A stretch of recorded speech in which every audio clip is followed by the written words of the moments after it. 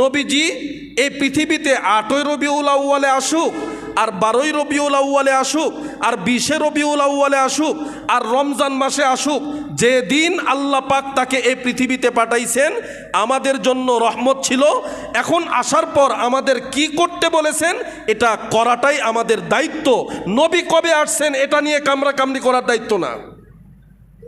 আমার কথা কি বুঝাতে পারলাম?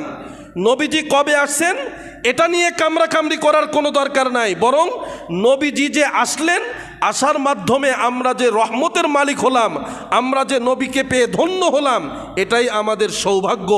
এই আকীদা যদি কোনো মানুষের ভেতরে ঢুকে তাহলে নিজেদের মধ্যে কোনো দ্বন্দ্ব আর ফিতনা বাঁচবে না। আজকে দুঃখজনক হলেও সত্য, মানুষ এত নিমুখ হারাম, মানুষ নবীর আদর্শ মানতে রাজি নাই, কিন্তু নবীকে তুলোধুনো করতে কোনো রকম দ্বিধাবোধ করে না। নবী মাটির তৈরি না নূরের তৈরি, এটা দিয়ে তোমার কী লাভ?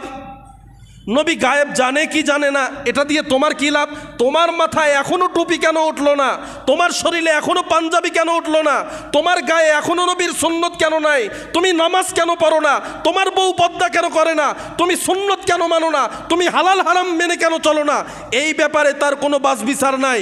মসজিদের মধ্যে আর মিম্বরের মধ্যে, মাহফিলের মধ্যে আর ঘরের মধ্যে নবীকে নিয়ে তুলোধনা করার এই রকম ব্যক্তি আমাদের সমাজে আছে না নাই? কি দরকার? আল্লাহ তার হাবিবকে যা দিয়ে বানাইতে পছন্দ করছেন তা দিয়ে বানাইছেন। আমি কি বানাইছি নাকি যে আমার সাথে গন্ডগোল লাগাও তুমি? যারা এই ধরনের আলোচনা করে এদের উদ্দেশ্য একটাই, সমাজে ফিতনা তৈরি করা। এছাড়া আর কোনো উদ্দেশ্য নাই, এছাড়া আর কোনো উদ্দেশ্য নাই। একজন মানুষ নামাজ পড়ে না, পারলে তুমি তারে নামাজি বানাও না। একজন মানুষ রোজা রাখে না, পারলে তুমি তার রোজাদার বানাও না।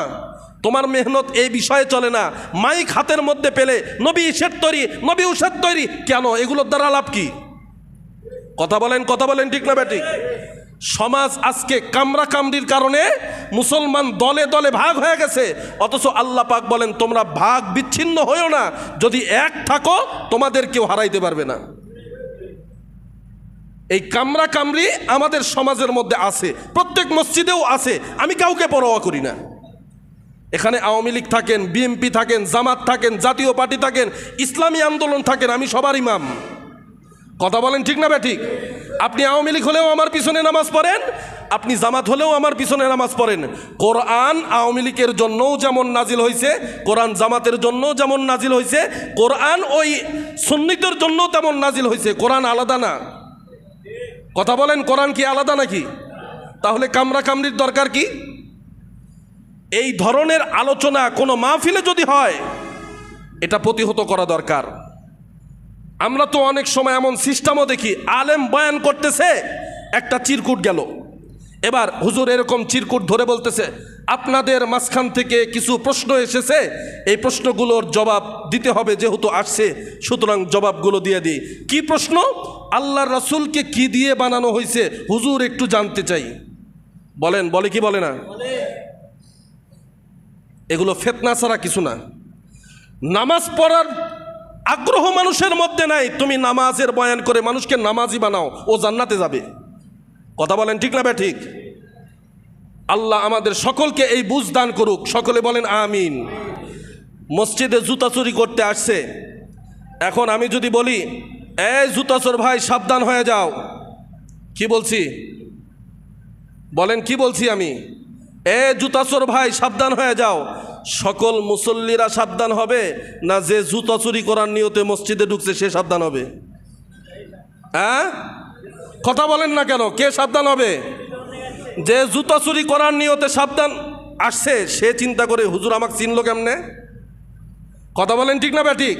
সে চিন্তা করবে হুজুর আমারই চিনলো কেমনে? তখন সে তার কাজের পরিধি পরিবর্তনের চেষ্টা করবে। আমাদের আলেমদের কথা শুনলে যাদের গায়ে জ্বালা উঠে বুঝে নেবেন আপনার ভিতরে রোগ আছে, এই রোগগুলো শুধরানো দরকার। কথা বলেন ঠিক না বে ঠিক? তাছাড়া কাহারও গায়ে লাগলো না, আপনার গায়ে লাগলো কেন? এতগুলো মানুষের মধ্যে কাহারও গায়ে লাগলো না, আপনার গায়ে লাগে কেন? তার মানে আপনার ভিতরে সমস্যা আছে।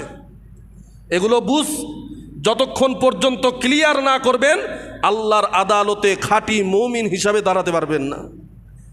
আল্লাহ পাক সকলকে বুঝদান করুক, সকলে বলেন আমিন।